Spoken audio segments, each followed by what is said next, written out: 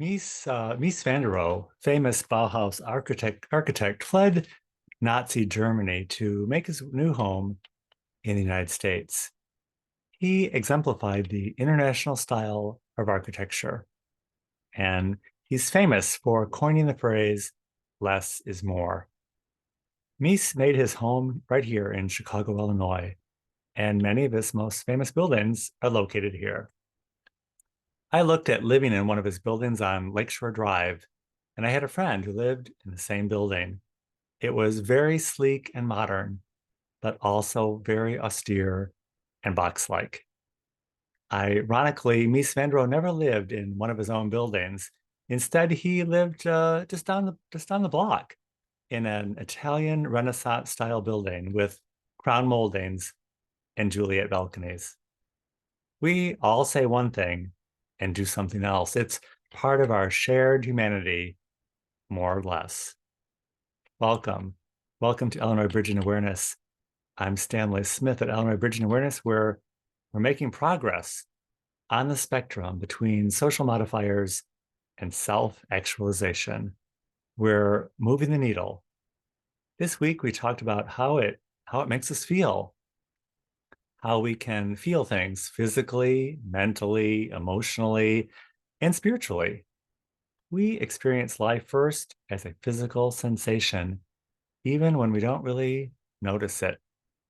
Experiencing things first as a physical sensation or feeling is something we've all experienced when we get angry because it triggers our fight, flight, and shutdown response.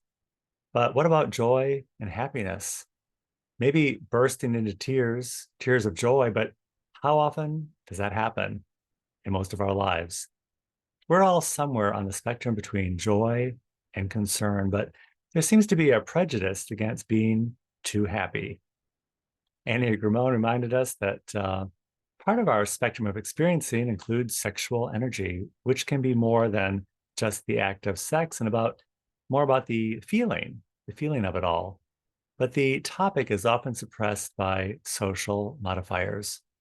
So, what is the purpose of social modifiers? Usually it's to manage and control. And this sometimes can be helpful. When we're children, for example, we need discipline and structure to give our lives form and to provide an opportunity for us to learn and grow. Personally, I've thought if I had to do over again, I'd prefer to be raised by a pack of wild wolves, but that's just me. I've brought up the idea of on the spectrum of psychopathy, even traits of being psychopathic can represent positive energy without actually having to be a psychopath. On my recent trip to Atlanta, I used that visit as an opportunity to look up some analysis of Margaret Mitchell's Gone with the Wind. Analysis point to the character of Scarlett O'Hara as being on the spectrum between histrionic and being a complete psychopath. Yet commentators all agree she had many good qualities. Byron Stevenson he's a noted civil rights attorney, reminds us that no one is 100% one thing, and it's no one's place to label anyone or subjugate anyone to being just one thing. Black, white, male, female, Democrat, Republican, gay or straight, transgender or not transgender, pro-life or pro-choice. It's very dehumanizing. When we label people as just one thing, and it's very dehumanizing to do so. Yet we can look around and see a lot of dehumanization going on in the world around us, in the language, words, actions, and events,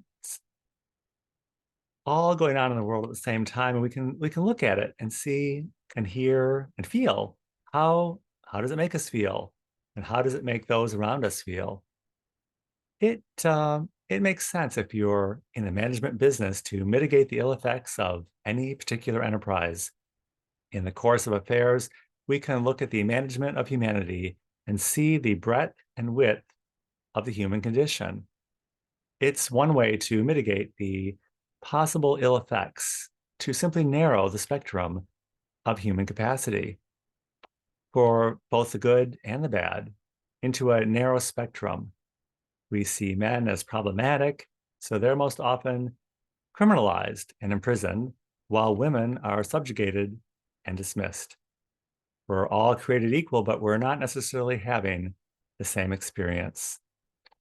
Over the holiday, my friend Alex got 2 pet birds. He named them Butterfly and Pinkerton from the Puccini opera Madame Butterfly. In the opera, Pinkerton has a son with Butterfly, who's a Chinese concubine during the war. Butterfly loves and pines for Pinkerton and yearns for his return as she raises the one thing she has left, their young son. When Pinkerton returns with his new white wife and child to claim his firstborn son and take him back to England, Butterfly is understandably devastated. There's a difference between men and women because only a man would do such a thing. After I returned from my trip to Atlanta, I was in a restaurant and I heard in the background the Stephen Stills song, Love the One You're With. If you're down and confused and you don't remember who you're talking to, concentrations slip away because your baby is far away. Well, there's a rose in a fisted glove, and the eagle flies with the dove. And if you can't be with the one you love, love the one you're with. We're all pining away for something.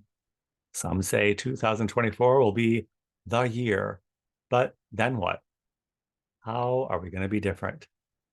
Enneagram Ramon suggests we tap into sexual energy. Maybe the one we love is far away, but we can love those around us.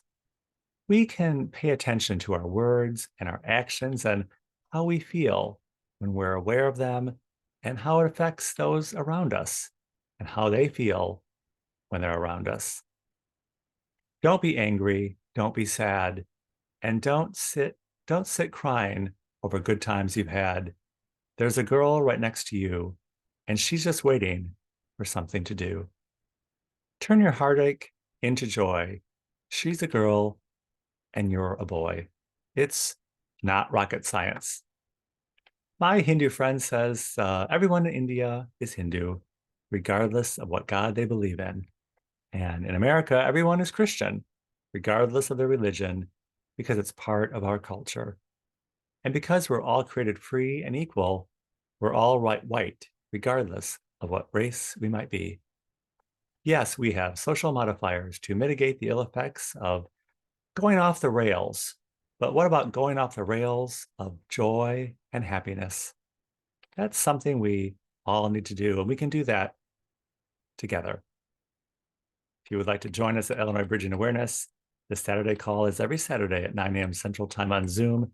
I will include my email in the description of this video. I'll be happy to send you an invitation. And I look forward to seeing you very, very soon.